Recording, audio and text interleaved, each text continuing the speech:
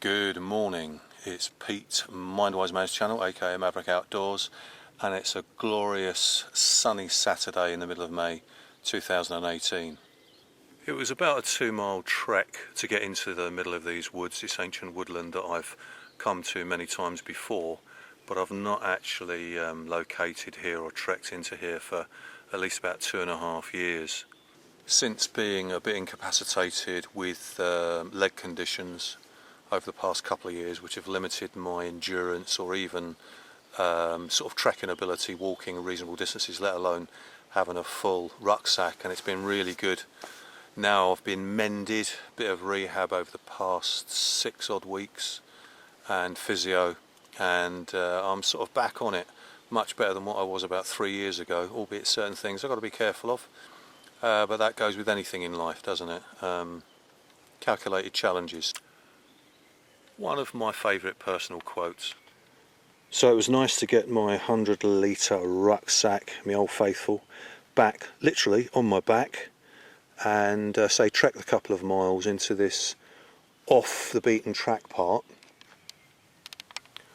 of this bit of ancient woodland. As I say, I've been coming here for about 10-15 years and sort of wild camping here for nearly as long.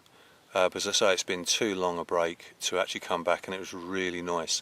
Changed a little bit overgrown, fallen trees, some dead wood trees, which obviously when I was actually taking the trail to come in, I was looking for certain focal points, and a couple of times the fallen trees, which weren't there before, sort of a year, 2 years ago at least, had sort of set my pace off a little bit, but then I had to sort of recalculate where I was, and I eventually got here. So I only diverged off by maybe 10 metres, that was all, and eventually found this place, which is still looking a bit different. It's all overgrown with grass, but there again, you know, it's nice for the end of spring, beginning of summer, for everything to come back to life again. And to experience once again, bringing some kit. I'm going to make some breakfast in a moment, but with this sort of little, I suppose, edification, if you want to call it, of a wild camp, I'm calling it stealth style, inverted commas, quote, style, because obviously I want to be out of sight, out of mind. So there's lots of different reasons why one might need or want to do a stealth camp, depending on the location, the purposes behind it, and that sort of thing. But these woods do have public access, but the way I've actually set out the basher, as you saw previously in the earlier part of this video, I've actually got my foot end and head end in line with a main thoroughfare. Sort of about 100 metres over there is one of the main paths, and the same my foot end. There's a path that goes right the way along. It's the main access right through the middle of the woods, actually. So anyone that might be sort of coming in from that area would actually be going along my foot end. Whereas the length and broad side behind me, and of course in front, my opening, there's less of a sort of an access to actually come across this way.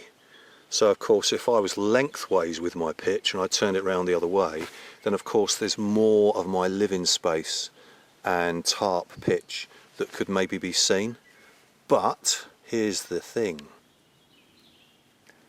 unless there's people that know these woods like the back of their hand, or they've lost their dog, because there's a lot of dog walkers that will actually come out.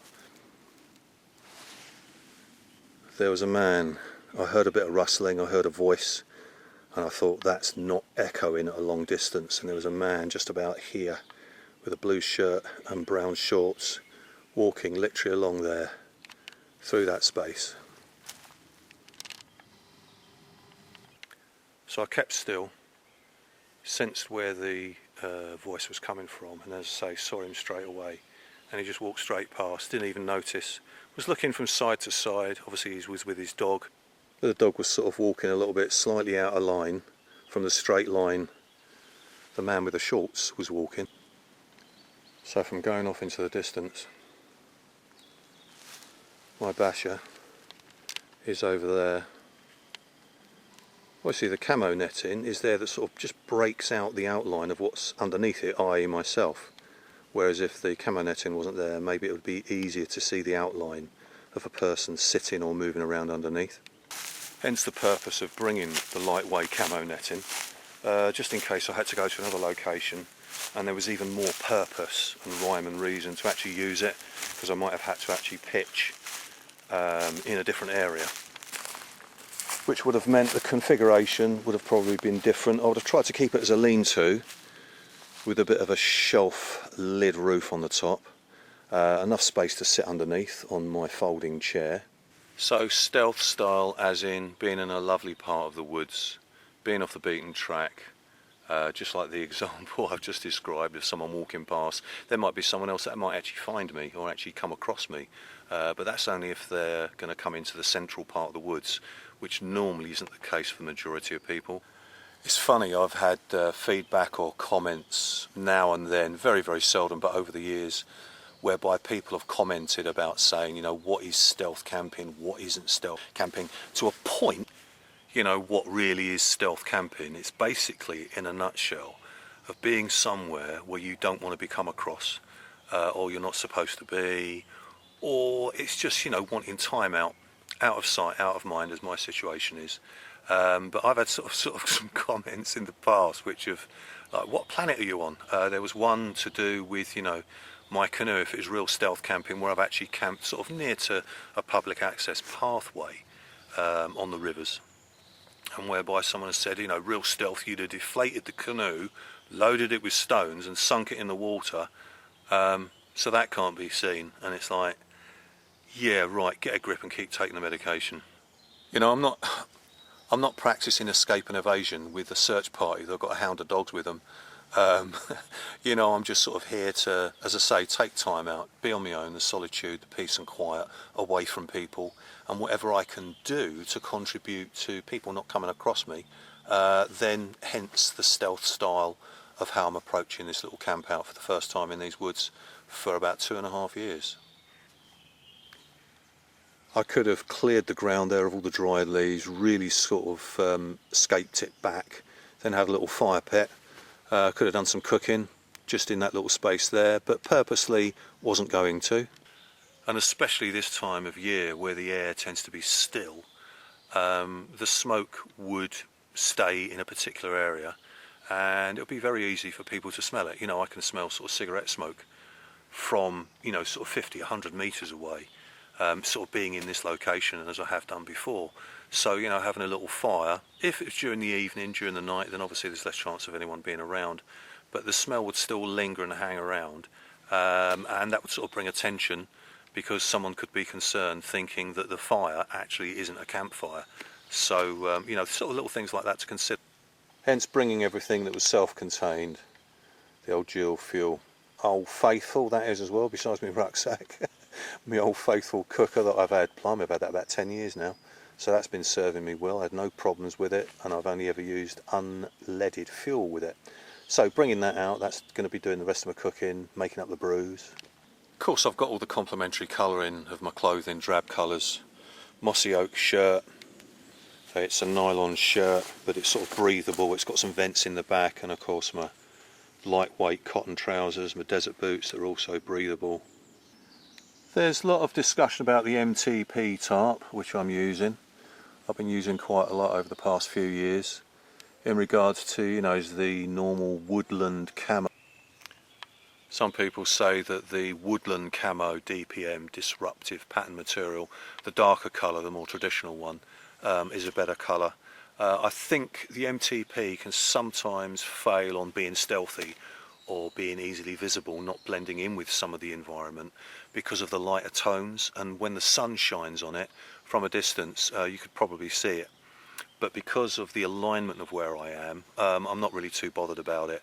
But as I say, you know, I'm not doing escape and evasion, and I'm not doing a sort of a military exercise.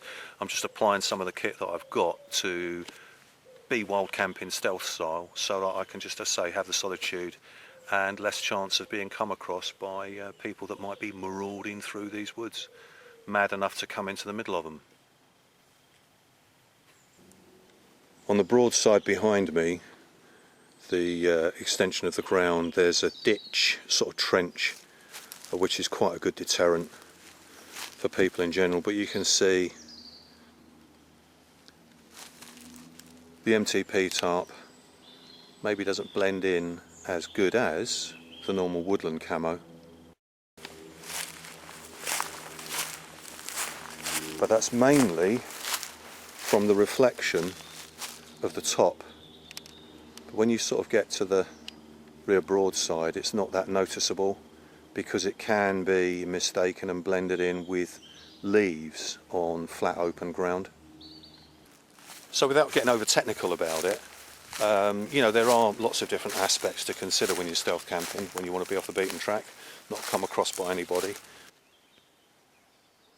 And from my front entrance broadside of the basher, where I'm standing now, and if I was walking sort of parallel in line with my pitch, there's less chance of anyone actually coming across that alignment walking that way or being accessed into the woods where I'm standing, where the main point of access is actually either side, that side and this side, as I said before, in line with my head and foot end, where there's less visibility. And of course I've got the camo netting up to break up the outline of me actually being underneath it. It will contribute to it. And as you can see, sitting on my folding stool within the space of where the camo netting is either end, my head end and foot end, you know, there's less sort of outline shape that you could see. If the camo netting wasn't there, you'd actually be able to see me easier. You know, I'll reiterate again, yeah, if someone is really up close, but there again, there was an example of the guy that was, what, 15 metres from me, and I know he didn't actually notice me at all. If I'd have been sitting here or maybe moving around, if he was approaching from behind, I'd have been able to keep still by then, and then just watch him walk by, and he probably still wouldn't have noticed me. If he was coming the other way, that might be a little bit different. But considering the viewpoints and the position where I am, there's less chance of that. But as I say, you know, if someone's like 5, 10, 15 metres away and they're actually looking around and they're inquisitive, they're looking at the wildlife, yeah, of course they're going to come across me, but it's not as if I'm camped up right next to one of the trails. So I've got a lot of things going on here. I've got a nice view. It's a little bit open, not right chock-a-block with the trees. It's safe. I'm away from any widow makers. As I say, a lot of the trees had actually fallen from the last time that I'd actually come here. At sunrise, the open side of my basher was exposed to the sun, so that's nice, and it will be as the sun goes all the way round for the rest of the afternoon.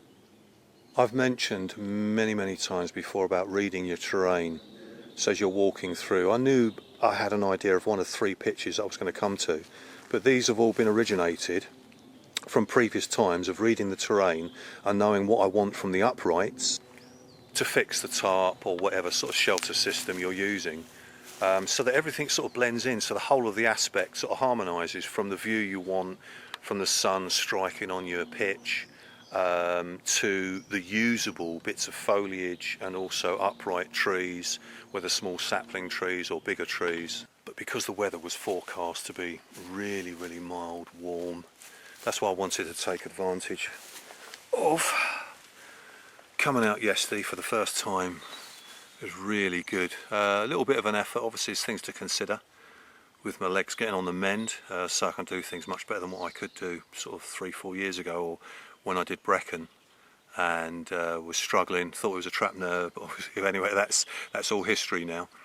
But say since having the surgery and everything being repaired, you know, it was good to get. I'd say my rucksack was purposely, I didn't overload it, but it wasn't lightweight. I just brought everything that I needed and wanted, so that was my food, sleep kit, just being comfortable. To come out as a tester, to make the most of just over 24 hours that I've given myself to wild camp stealth style. Okay, so regarding food that I brought, some sort of snack bars, fruit dessert custard, I'll have that later on. That'll be sort of a pre-calorie snack before trekking out of the woods. The brew kit was in there, also biscuits and 3-in-1 coffees.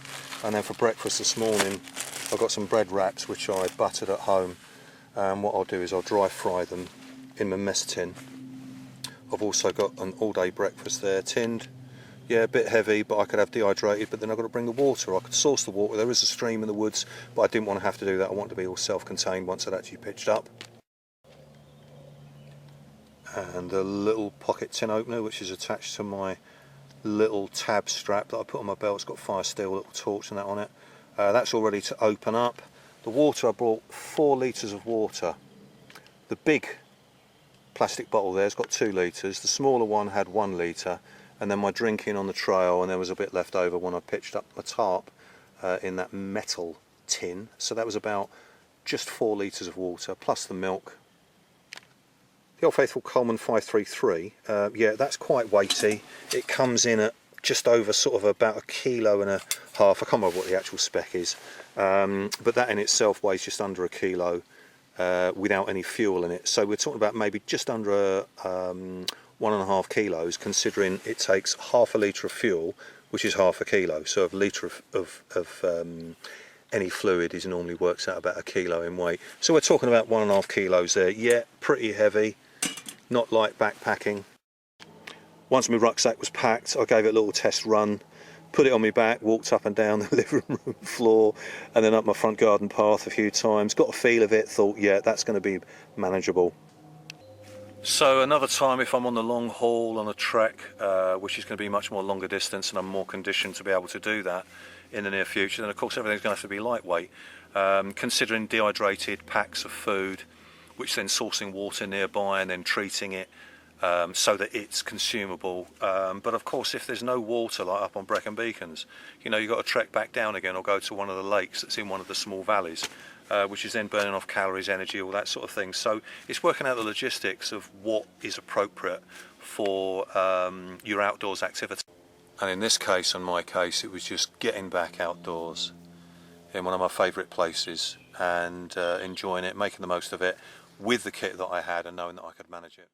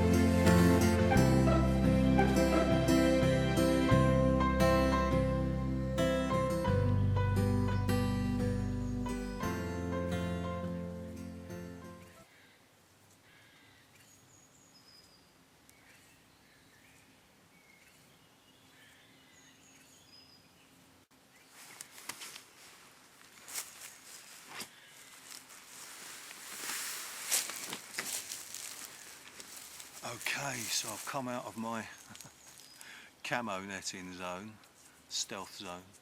I'm still low profile to be able to enjoy the hammock and just sort of really chilling, taking in the odd deep breath.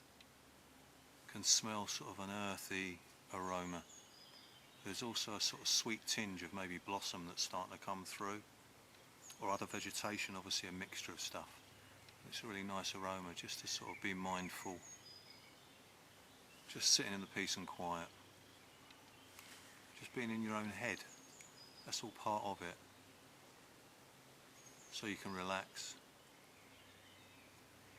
not thinking about things past, not thinking about things ahead, just enjoying nature and the sounds of it. Crows in the background. Being in the shady glade, out of the direct sunlight, and it's nice and cool. It's really still. There's no breeze. There's no sort of shift in the boughs of the trees. Absolutely still and silent.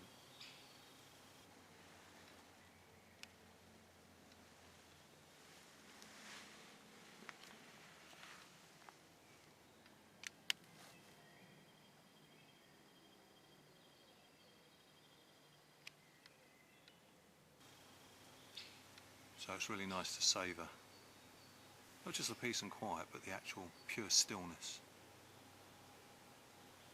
physically, of what's around you,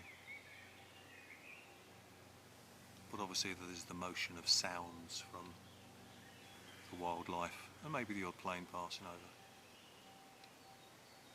and the sounds of wildlife. Yeah, you can't get better. Okay, before I pack away, I'll show you some of the things that I brought with me. A lot of it is your normal kit that I'll take out when I'm doing my canoe wild camping. But I thought I'd just verify and show you, just to sort of double confirm, bits that I brought in. Obviously it's woodland. I haven't used this. Yeah, of course I've used it before. I've had this for about 5-6 years. But I didn't use it on this outing, but I had it for backup in case I did have to use it for any heavy duty work. Same with my heavy duty gloves as well. I brought those with me, and my very first prototype jacklaw knife from Sandy gave me this a good few years ago. So you've seen this before, but I haven't used this on this outing, but I thought I'd bring it anyway. And I brought this folding saw, which I've been using now on and off over the past 4 or 5 years I suppose. And sometimes I've had the blade that folds into the hand and you just pull it out, a real simple easy thing. But I've been using this a little bit more often, and it's also got another 2 blades along this open sort of slit ridge here.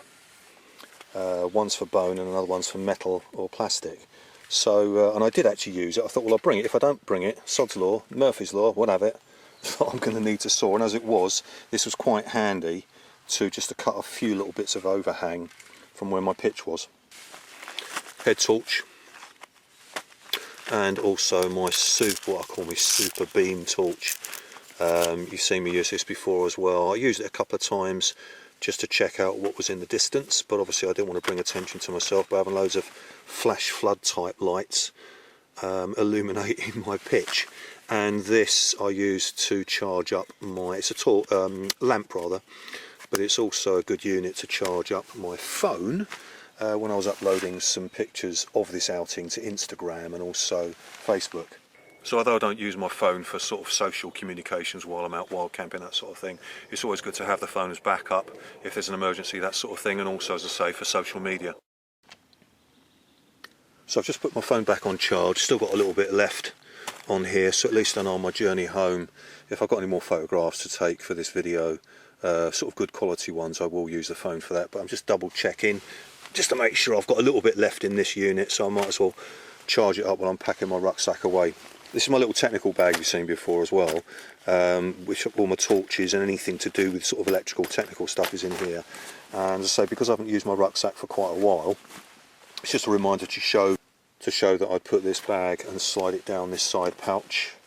And on this side I've got my first aid kit, my fire lighting kit just in case I did need it, although I was not planning to light a fire, and also my binoculars in that side pouch, which has actually stayed in there all weekend. For me, when I arrive at my pitch, the last thing I take out is my sleep kit. I never normally unpack it until I'm ready to actually go to sleep, because if something happened where I had to move unexpectedly, I don't want to start packing away stuff that I don't actually need, that's just out for a few hours before I actually need to use it. So I've packed all my sleeping kit in the lower half, which is the least accessible and necessary to need to get to the rucksack area.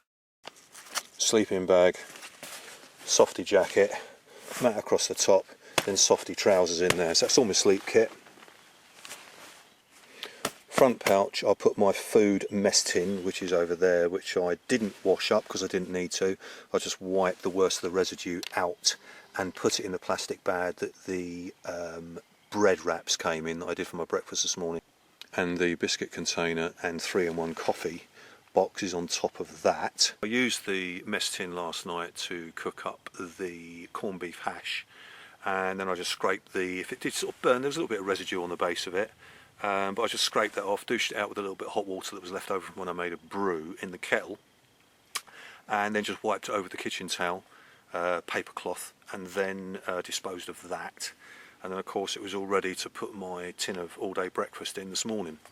That's the only bit of cooking or heating up I was going to use the mess tin for, hence bringing a smaller unit rather than a big saucepan, maybe a 1.5 litre that I might have used before. But that's great if it's more practical, because you're going to be using, or should I say preparing more food, and you need that bigger surface area of a saucepan compared to the size of my hand, which is sort of like the surface area of the mess tin.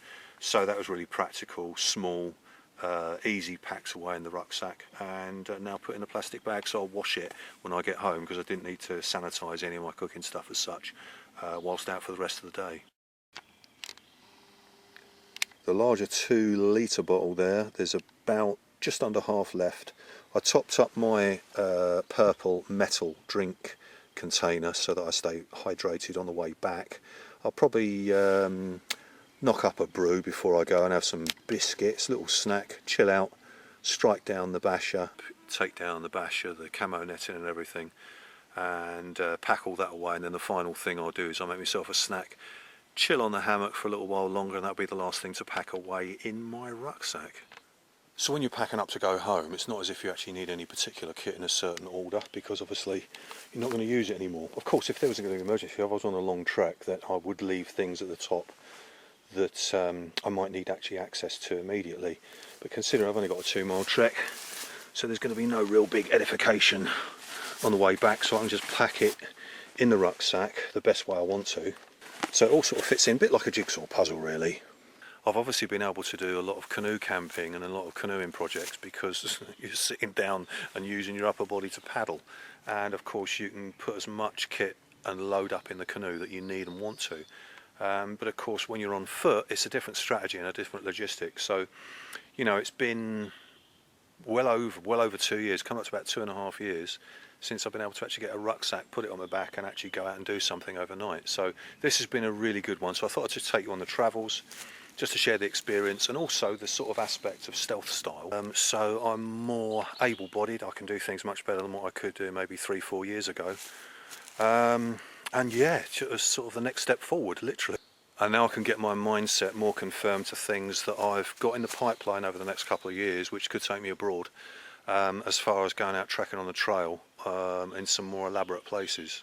You know, you keep a focused mind, you keep things on top of the list, and normally those things will come into fruition if they're always sort of a focal point that you actually want to do, even if the circumstances building up to it haven't really got much content, i.e. finances, circumstances enabling you to take the time off. The more you sort of think along those lines, the easier it is to prospect the objectives that you want to do. So it's just gone 6 o'clock in the evening and I've just struck down my basher, packed it away. As always, LNT, leave no trace, scuffed up some of the leaves where I'd obviously been lying on the ground and compacted it a bit, so it just makes it look a little bit more natural. And just after that, I had a bit of a chill on the hammock, had a brew, had a snack bar, and now I'm ready to pack that away and finally get the rucksack flip top fastened and on my back. So of course trekking into the woods will be a little bit more regular now I've got the ability to do it. And as I say, I mean, this is the first wild camp into the woods for, I'd say, for at least maybe 2.5–3 years. So, you know, I hope you found it of interest. And, you know, just getting simple ideas and enjoying the outdoors and sort of planning ahead. You know, if you know what the weather's going to be like, if you can plan it and sort of know where you're going to go, even if you're exploring new terrains, that's all part of the excitement and the adventure of actually sort of wild camping, taking your kit and seeing what you come across, but obviously with skills and knowledge. So that all remains now is to pack my Chillax hammock away, and as always, thanks for watching, really appreciate your interest and catch you in another video soon, probably in another woodland wild camp. Cheers.